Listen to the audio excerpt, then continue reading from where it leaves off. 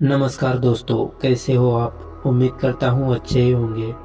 आज मैं बताने वाला हूँ गौतम बुद्ध की एक कहानी, जिसे सुनकर आप ये सीखेंगे कि अपने मन पर कैसे नियंत्रण करें, मन में उठ रहे सवालों को कैसे शांत करें, बेचैनी को कैसे शांत करें। इस कहानी में मैं आपको 4 ऐसी आदतों के बारे में बताने वाला हूँ जिसे आप अपने जीवन में अपनाकर एक अच्छी ज़िंदगी जी सकते हैं और अच्छे कामों में अपना जीवन व्यतीत कर सकते हैं।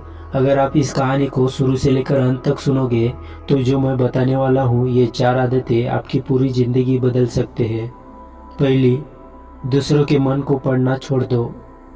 दूसरी, ये सोचना कि असफल हो गए तो लोग हंसेंगे।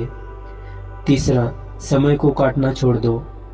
चौथा, यह सोचना छोड़ दो कि मुझसे बड़े बड़े लोग नहीं कर पाए तो मैं कैसे कर पाऊंगा। अगर आप इन 4 आदतों को अपने जीवन में अपना लेते हैं तो फिर आप अपने जीवन को एक खुशहाल जिंदगी में बदल देंगे और फिर आपका मन कभी भी बेचैन नहीं होगा, ना ही उदास रहेगा और ना ही बेफिजूल के कामों में व्यस्त रहेगा। तो चलिए बिना देरी करते हुए शुरू करते हैं आज की कहानी को। एक बार किसी राज्य का राजकुमार महात्मा बुद्ध के पास आता है और वह महात्मा बुद्ध से कहता है, आप हमेशा कहते रहते हैं कि ध्यान करो, लेकिन मेरे लिए ध्यान करना तो दूर की बात है। मैं कुछ समय के लिए अपनी आंखें बंद करके शांति से नहीं बैठ पाता हूँ। मेरा मन इतना बेचैन है कि यह हर समय कुछ ना कुछ सोचता रहता है। मैं जब भी ध्यान करने बैठता हूँ तो मेरे अंदर विचारों का तूफान आने लगता है। लोगों के बारे में सोचकर, अपने जीवन की बीती घटनाएं के बारे में और अपने भविष्य के बारे में, और ऐसे ना जाने कितने सारे अजीबोगरीब विचार लगातार मेरे मन में आते रहते हैं। मैं इन्हें रोकने की बहुत कोशिश करता हूँ, लेकिन जब मैं उन्हें रोकने में असफल हो जाता हूँ तो मैं ध्यान को तोड़कर बैठ जाता हूँ। इतनी बातें कहने के बाद वह महात्मा बुद्ध की ओर देखता है और कहता है, बुद्ध, आप मेरी इस समस्या का कोई समाधान बताइए। बुद्ध ने कहा, मैं क्या समाधान बता सकता हूँ। सोचो, तुम्हारा ही मन है, लेकिन यह तुम्हें कुछ देर तक आंख बंद करके बैठने भी नहीं देता है। कितना आजाद कर रखा है तुमने इसे। राजकुमार ने कहा, बुद्ध, मैंने बहुत सोचा, लेकिन मुझे अपनी इस समस्या का कोई समाधान समझ नहीं मिला, इसलिए मैं आपकी शरण में आया हूँ।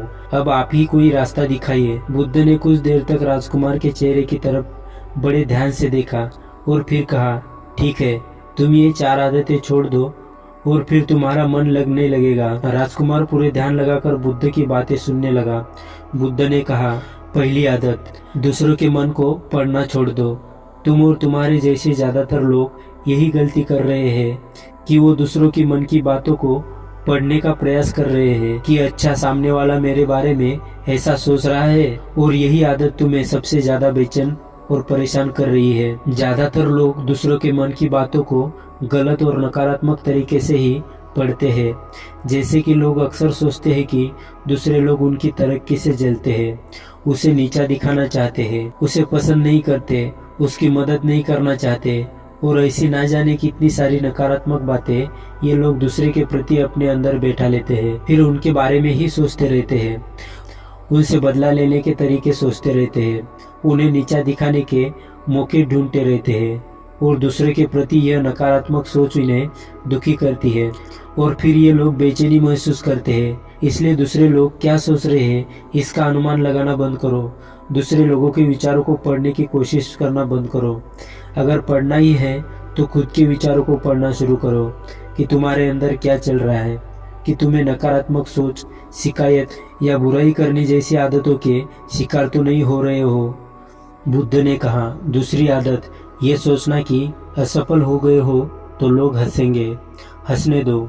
लोगों को असफलता पर हंसना तो लोगों का धर्म है, क्योंकि अगर तुम सफल हो जाते हो तो यही तो लोग हैं जो तुम्हारी तारीफ करते हैं, तुम्हें सम्मान देते हैं, तुम पर गर्व करते हैं। अगर तुम अपनी सफल होने पर दूसरों से तारीफ की उम्मीद करते हो तो अपनी असफलता पर उनके हंसने से तुम्हें दुखी नहीं होना चाहिए। और समस्या यही नहीं है कि हम इंसान असफलता को बुरा मानते हैं, जबकि असफल होना सफल होने से भी ज्यादा जरूरी है, क्योंकि बिना असफल हुए सफल इंसान के अंदर घमंड और दूसरों को खुद से छोटा समझने की भावना पैदा करती है, जबकि असफलता हमें विनम्र रहना, धैर्य रखना और लगातार प्रयास करना सिखाती है। इसलिए असफलता को बुरा मत समझो।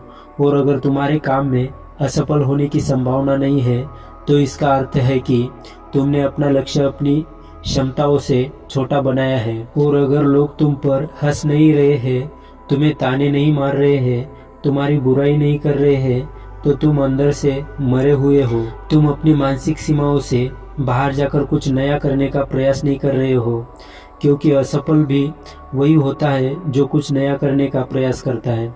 और एक बात हमेशा याद रखना, अगर तुम्हारे अंदर असफल होने का साहस नहीं है तो तुम कभी भी बड़ा लक्ष्य हासिल नहीं कर सकते जो तुम करना चाहते हो।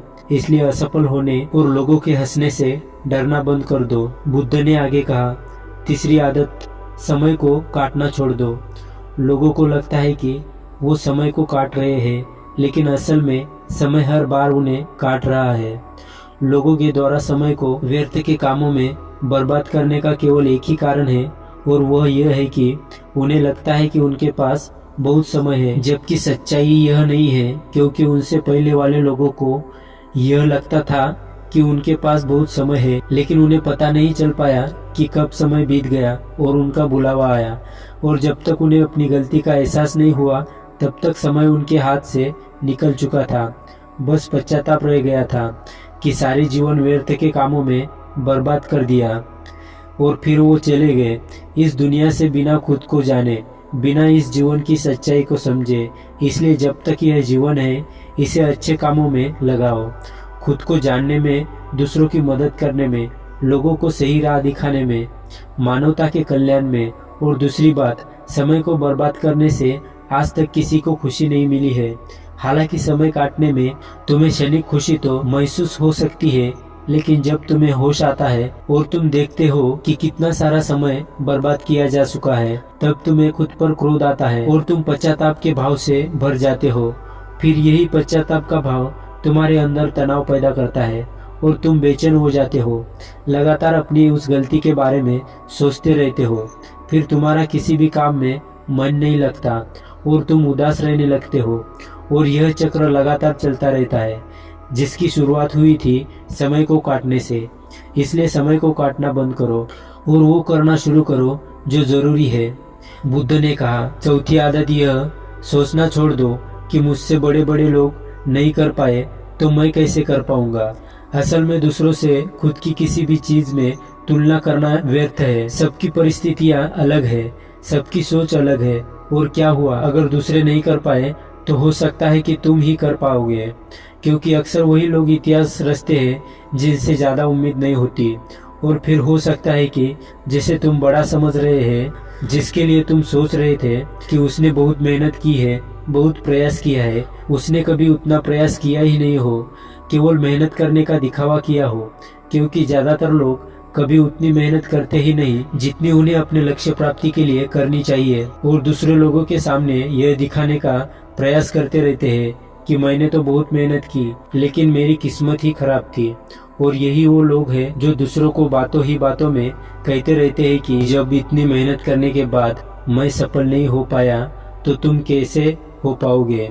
लेकिन अंदर ही अंदर यह इस बात को जानते हैं कि उन्होंने कभी उतनी कोशिश नहीं की थी जितनी उन्हें करनी चाहिए थी। यह बस दूसरों की नजरों में अपनी इज्जत बनाने के लिए, और इस डर से कि कहीं दूसरा व्यक्ति इनसे आगे ना निकल जाए, यह अपने अधूरे प्रयास से घबराते रहते हैं और दूसरों को डराते रहते हैं कि जब मैं नहीं कर पाया तो तुम कैसे कर पाओगे। इसलिए किसी दूसरे असफल व्यक्ति को देखकर यह सोचना छोड़ दो कि तुम भी असफल हो जाओगे। तुम बस अपना सर्वश्रेष्ठ प्रयास करो और बाकी सब समय पर छोड़ दो। बुद्ध ने आगे कहा, अगर तुमने ये 4 आदतें छोड़ दी तो तुम्हारा मन एकदम शांत हो जाएगा और फिर तुम जहाँ चाहो वहाँ अपना मन लगा सकते हो। इतना कहकर बुद्ध मौन हो गए और राजकुमार को भी अब समझ आ चुका था कि उसे क्या करना है। उसने मन ही मन उन 4 आदतों को छोड़ने का निश्चय किया और बुद्ध का धन्यवाद कर वहाँ से निकल गया। इस कहानी से हमें क्या सीख मिली? दोस्तों, इस कहानी से हमें यह शिक्षा मिलती है कि हमें यह नहीं सोचना चाहिए कि लोग मेरे बारे में क्या सोच रहे हैं। अगर मैं कोई काम करता हूँ तो लोग उस काम को लेकर हंसेंगे। इसके अलावा हमें अपना व्यर्थ ही समय बर्बाद नहीं करना चाहिए। इसके अलावा हमें कभी यह नहीं सोचना चाहिए कि अगर किसी व्यक्ति से कोई काम नहीं हो पाया तो मैं उसे नहीं कर पाऊंगा। अगर दोस्तों आप मेहनत से किसी भी काम को करते हैं तो कोई भी काम छोटा या बड़ा नहीं होता और एक ना एक दिन सफलता अवश्य मिलेगी। दोस्तों उम्मीद करता हूँ कि आज के इस वीडियो से आपको कुछ नया सीखने को मिला होगा। वीडियो पसंद आए तो वीडियो को लाइक और चैनल को सब्सक्राइब जरूर कर लेना। धन्यवाद।